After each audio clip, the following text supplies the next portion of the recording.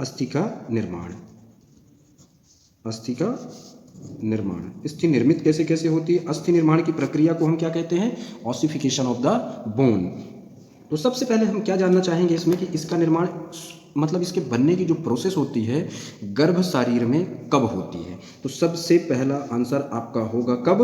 8वें से 10वें वीक में। ये आपसे पीजी में भी क्वेश्चन पूछा जा सकता है, 10वें सप्ताह में। पहला आंसर। सबसे पहले अस्थि निर्माण में किस अस्थि में कौन सी ऐसी चीज बनती है और फिर वह कन्वर्ट किस में होती है? उसको हम क्या कहते हैं? उपास्थि। उपास्थि मतलब कार्टिलेज। कार्टिलेज। और इसी को आगे दृढ़ होकर के, कठोर होकर के वह अस्थि का रूप धारण करती है, अस्थि फॉर्म हो जाती है। ठीक है, इतना हमको क्लियर हुआ। अब उसके बाद हम क्या बात करते हैं कि जब इसकी रचना हो रही होती है तो कितने कंपोनेंट भाग लेते हैं अस्थि बनने में? तो सबसे इंपॉर्टेंट कंपोनेंट होता है अस्थि के लिए क्या? क्लोराइड, मैग्नीशियम, फॉस्फेट, कार्बोनेट और साइट्रेट। इतनी चीज़ें। ठीक है, यही चीज़ें ही अस्थि का आउटर मोस्ट पार्ट या इन्हीं कंटेंट से ही अस्थि क्या कहलाती है? दृढ़ होती है। दृढ़ क्या हो जाती? दृढ़ मतलब कठोर हो जाती है। ठीक है, कठोरता। और इसी कठोरता वाले पार्ट को हमने कल क्या कहा था? पृथ्वी महाभूत। पृथ्वी महाभूत। अब इसकी कठोरता हमें जैसे पता करनी है कि यह कितने गुना किससे होती होगी ज़्यादा कठोर, कैसे कठोर पता चलेगा? तो हमारे पास हम एक सिंपल बात करते हैं, दो प्रकार की लकड़ियाँ है ना होती हैं, एक सागौन और दूसरी शीशम। ये सबसे मजबूत लकड़ियाँ होती हैं। इनसे हम कंपेयर करते हैं बोन को कि इनसे कितना गुना हमारे शरीर की अस्थि क्या होती है? कठोर होती है। तो सागौन से 8 गुना और शीशम से 5 गुना। ये भी आपसे क्वेश्चन पूछा जा सकता है। ठीक है, आयुर्वेद में। अब आगे चलते हैं हम कि जो बोन फॉर्म हो रही है उसके कितने पार्ट होते हैं। ठीक है ना, तो ये मान लीजिए अस्थि है, तो अस्थि के कितने पार्ट होंगे ये हम क्लियर कर लेते हैं। अस्थि कितने पार्ट में बनेगी? 2 पार्ट में। सबसे पहले बाहरी भाग है ना, बाहरी ठोस भाग, ठोस भाग, और भीतर स्पॉन्जी है ना, जिसको अपन और किसी नाम से भी दे सकते हैं या कह सकते हैं सुशिर। सुशिर भाग। सुशिर को हम और क्या कह सकते हैं? Spongy part of the bone. और ठोस को हम क्या कह सकते हैं? Compact part of the bone. ठीक, इन दोनों से हम क्लियर कर सकते हैं कि ठोस पृथ्वी और सुशिर भाग आकाश महाभूत। इन दोनों पार्ट से हम सिद्ध कर सकते हैं कि पृथ्वी महाभूत और आकाश महाभूत विद्यमान होते हैं। फिर उसके बाद हम देखते हैं आगे चल करके कि जो एक बोन होती है, हम एक बोन बना लेते हैं। सपोज ये बोन है आपके पास, कोई भी बोन है, ठीक है, ये बोन है आपके पास। ये कॉम्पैक्ट पार्ट है, आउटर मोस्ट पार्ट, जिसको हम क्या बोलते हैं? ठोस भाग, मतलब पृथ्वी महाभूत। इसके अंदर ये छोटे छोटे छिद्र युक्त है ना, स्पॉन्जी पार्ट होता है। ये स्पॉन्जी पार्ट होता है जिसको हम बोलते हैं सुशिर भाग अस्थि का। और ये किससे महाभूत को डिनोट करेगा? आकाश महाभूत को। आगे चलते हैं, अभी देखते हैं आगे भी। इसके अंदर जो भी सर्कुलेशन होता है, ठीक है, मान लीजिए ये कौन आया? Blood vessels. ठीक है, ये ब्लड वेसल्स आती हैं। ये ब्लड वेसल्स सर्कुलेशन का होना, ये पार्ट क्या होता है? सर्कुलेशन दर्शाता है। सर्कुलेशन का होना किस महाभूत को डिनोट करेगा? वायु महाभूत को। मतलब एक जगह से दूसरी जगह सर्कुलेट होना चीज़ों का, है ना। फिर उसके बाद हम क्या कह सकते हैं कि ये तीनों महाभूत हमने देख लिया। अब मज्जा देखेंगे हम, है ना। इसके अंदर किसके? अस्थि के क्या देखते हैं कि एक जेली लाइक है। कैसा? जेली लाइक सब्सटेंस होता है। ये जेली लाइक, माड़ जैसा, माड़ या मंड जैसा जो संरचना होती है वह इसकी आर्द्रता या गीलेपन को दर्शाता है।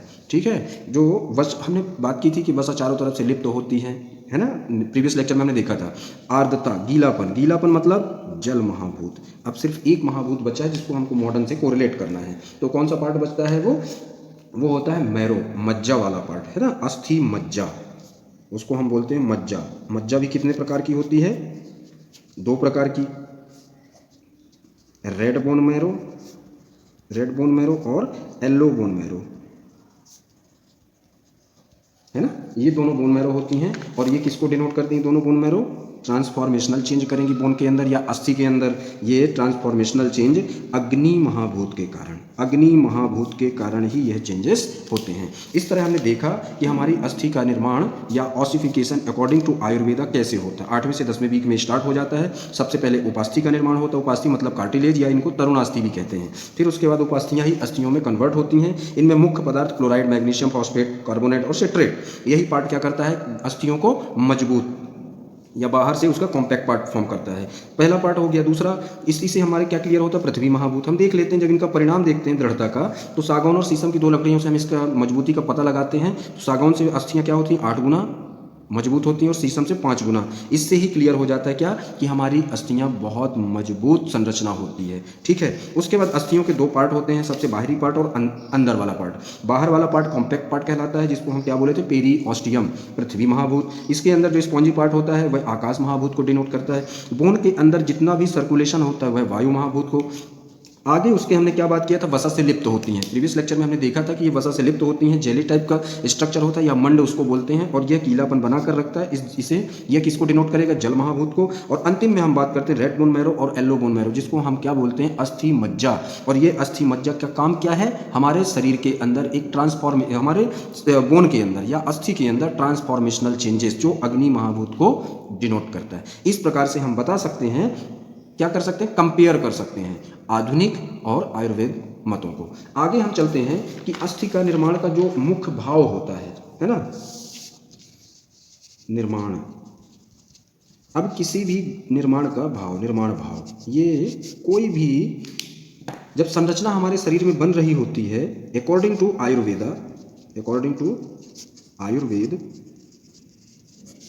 हम उसकी बात कर रहे हैं कि गर्भ का निर्माण। सबसे पहले तो हम इसी की बात करते हैं, गर्भ निर्माण, है ना। गर्भ निर्माण किन किन भावों से होता है? 6 भाव बताए गए हैं। कितने? चरक के अनुसार कितने भाव बताए गए हैं? 6 भाव। इन 6 भावों से ही हमारे शरीर में किसी भी गर्भ का निर्माण होता है। तो सबसे पहले मात्रज, पित्रज, आत्मज,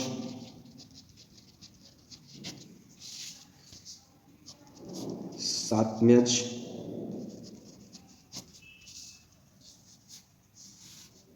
रसज और लास्ट में सत्वज। ये 6 भाव जो बताए गए हैं, इन्हीं का समुदाय, इन्हीं को एकीकृत कर दिया जाता है जब इनका क्या समुदाय ही क्या कहलाता है? गर्भ कहलाता है। इनका मिला हुआ रूप ही गर्भ कहलाता है। ये भाव हमेशा क्या होते हैं? एक दूसरे के सापेक्ष होते हैं। अतः एक के ना रहने से गर्भ उत्पत्ति संभव नहीं होगी। इसीलिए हम कह सकते हैं कि जिस अंग के निर्माण में जिस भाव की अधिकता होती है उसी के नाम से कहा जाता है। गर्भ निर्माण में पिता का शुक्र भाव होता है ना, स्पर्म भाव से उत्पन्न होने वाले अंगों में सबसे इंपॉर्टेंट स्ट्रक्चर कौन सा होता है? पित्रज भाव से कौन उत्पन्न होता है? हमारे शरीर के अस्थि ऊतक मतलब बोन टिश्यू फॉर्म होते हैं। ठीक है। कह भी सकते हैं कि पित्रज भाव से उत्पन्न होने वाले सभी अवयव, मतलब एक गर्भ में जितने भी कठोर भाग होना चाहिए, जितने भी कठोर पार्ट होते हैं वह पित्रज भाव से उत्पन्न होते हैं। इसी का हम आगे एक स्टैंजा से क्लियर करेंगे। क्या? मृदूनी मात्रजानी स्थिराणी पित्रजानी। यहाँ पर हम क्या कह सकते हैं? 2 श्लोक से बता सकते हैं। क्या क्या 2 श्लोक बताए गए हैं कि जितने भी कोमल अंग होते हैं, मृदूनी इस वर्ड से, तो किससे? मात्रजानी। और स्थिराणी मतलब कठोर। मृदूनी मतलब कोमल अंगों का निर्माण और स्थिराणी का मतलब कठोर अंगों का निर्माण, है ना। आगे बात करेंगे। अतः हम कह सकते हैं कि गर्भ के सभी कोमल अंग किससे? माता से, और स्थिर या कठिन अंग पित्रज भाव से उत्पन्न होते हैं। इसी कारण कठिन भाग होने से अस्थि की पित्रज भाव से हम गणना कर सकते हैं। ठीक है, ओके। फिर उसके बाद में हम क्या करेंगे कि दोषों का अधिष्ठान, अस्थियों में दोषों का अधिष्ठान। दोष कितने होते हैं? शरीर में किसी भी कोई भी जब पंचभौतिक शरीर होता है या प्राणी शरीर होता है, उस शरीर में वात, पित्त और कफ का विशेष प्रभाव देखा गया है, क्योंकि ये तीन दोष ही पंच महाभूतों का ही प्रतिनिधित्व करते हैं, है ना, और शरीर का निर्माण करते हैं और यही सहायक भी होते हैं। ये दोष शरीर के प्रत्येक भाग में व्याप्त होते हैं, है ना। फिर भी विभिन्न धातुओं या अवयवों को दोषों का विशेष अधिष्ठान माना गया है। उन्हीं में स्थित ये अपना भाव प्रकट करते रहते हैं कि इस पार्ट में इस दोष का मुख्य अधिष्ठान होगा। तो जब अस्थियों का पंचभौतिक हम संगठन देखते हैं, उसमें हम विशेष कर, है ना, किस दोष का अधिकतर देखते हैं हम? कितने दोष बताए गए हैं? एक तो 3 दोष। सबसे पहले वो 3 दोष आपको पता होना चाहिए, वात, पित्त और कफ। इन 3 दोष, ये तीनों दोष किसका अधिष्ठान, किसके लिए आगे चलते हैं या किसको फॉलो करते हैं? पंच महाभूतों को।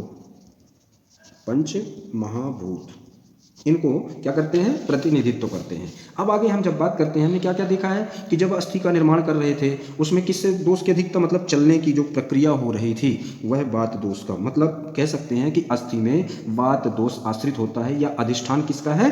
दोष अधिष्ठान अस्थियों में वात का अधिष्ठान है। चरक, आचार्य चरक, महर्षि सुश्रुत, अष्टांग हृदय, अष्टांग संग्रह में जो वात के अधिष्ठान बताए गए हैं, उनमें अस्थि की भी गणना की गई है। इस प्रकार हम कह सकते हैं कि किस दोष की अधिकता है? वात दोष की। तीनों आचार्यों ने माना है। ठीक है, ओके, थैंक यू।